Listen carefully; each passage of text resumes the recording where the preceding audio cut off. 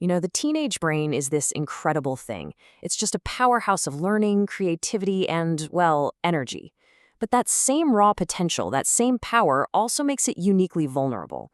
So today we're going to talk about how the adolescent brain can get hijacked by addiction, and, way more importantly, how its own built-in superpower, neuroplasticity, is the key to taking back control and healing. All right, let's get into it. I love this quote from psychologist Lawrence Steinberg because it just nails the core issue perfectly. A teenager's brain has a well-developed accelerator, but only a partly developed brake. I mean, think about that. You've got this high-powered engine that's screaming for thrills, rewards, and new experiences, but the system for hitting the brakes, for thinking through consequences, it's still being built. This imbalance, it's really the key to understanding everything that follows. So what exactly is this accelerator? Well, it's the brain's limbic system. That's the emotion and reward center. And during the teen years, it is in total overdrive.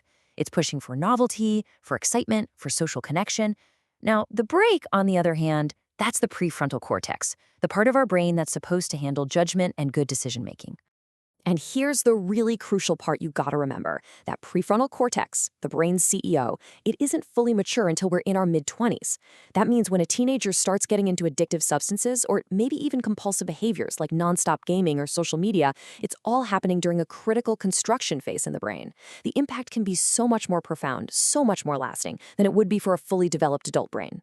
Okay, so how does this accelerator-brake imbalance actually open the door for addiction? Well, it all starts with hijacking the brain's natural reward system. And this system is brilliant. I mean, it's a piece of evolutionary wiring designed specifically to keep us alive. But even the best systems can be short-circuited. The main character in this story is a chemical called dopamine. Now, a lot of people call it the pleasure chemical, but it's probably more accurate to call it the motivation chemical.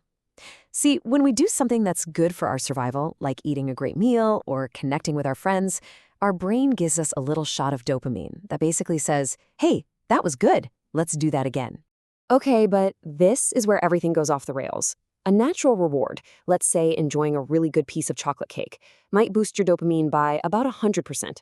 But addictive drugs, or even super stimulating behaviors, they can unleash an absolute flood, spiking dopamine by an unbelievable 1,000% or even more. This isn't just a little nudge, it's a chemical tidal wave that the brain was never, ever designed to handle. So what happens is this overwhelming surge basically screams at the brain that the drug or the behavior is the most important thing for survival, even more important than food or safety or relationships. And this is so, so important to get. This isn't a moral failing. It's not a lack of willpower. It's a biological process where the brain's entire priority list gets completely and dangerously rewired. And all this rewiring, it literally changes the physical structure of the brain. With repeated use, the neural pathways for seeking out that substance or behavior, they get stronger, faster, more efficient. It's like they go from being these quiet little country roads to becoming massive 8-lane superhighways, which makes the addictive behavior the brain's absolute path of least resistance. So we've talked about the how. Now let's talk about the price. What's the real cost of remodeling the brain like this? Well, the consequences are real and they're measurable, and they affect everything from your memory to your basic ability to feel joy. Just look at this chart right here. It shows the direct hit to our thinking abilities. In studies, researchers found that teenagers with alcohol use disorders had way worse memory retention than their peers. And get this, their hippocampus, which is the memory center of the brain, was almost 10% smaller. That's a real physical change happening inside the developing brain. And it's not just memory. The fallout is huge. The brain, in a desperate attempt to protect itself from this constant dopamine flood, it starts shutting down its own receptors. They basically burn out.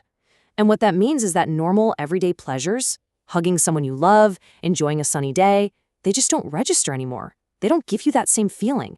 Decision-making gets worse, impulse control gets weaker, and the brain's stress systems kick into high gear whenever the substance isn't around, creating this awful vicious cycle.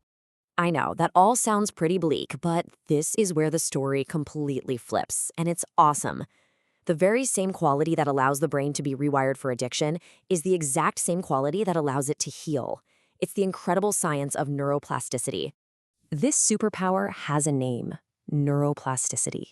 And honestly, it's one of the most hopeful concepts in all of neuroscience. All it means is that our brains are not fixed. They're not set in stone.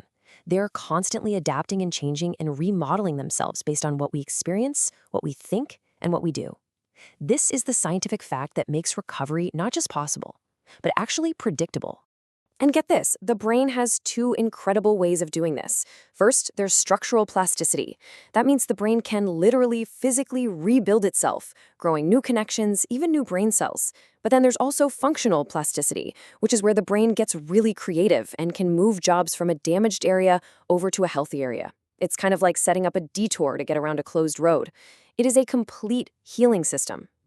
All right, so we know the brain can change. The big question is, how do we actually do it? How do we put this superpower to work?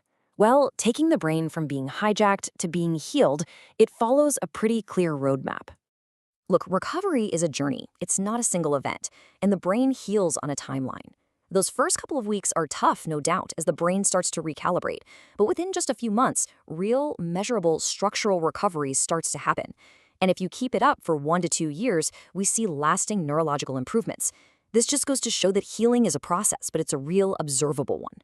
So what can you actually do to harness this power?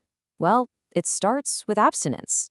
You have to stop the flood so the brain can even begin to repair itself. Next, things like cognitive behavioral therapy actively help you build new, healthier thought patterns, basically paving new roads in the brain. And you support all of this with a healthy lifestyle. I mean, exercise, good food, and sleep are like super-powered tools for brain health. And finally, challenge your brain. Learning a new skill, like an instrument or a language, is like taking your brain to the gym. It strengthens its structure and its function. And really, this is what it's all about, right? The brain can heal. It can relearn how to experience natural joy. The whole reward system can be reset. With time and with the right support, those simple, beautiful parts of life, they start to feel good again.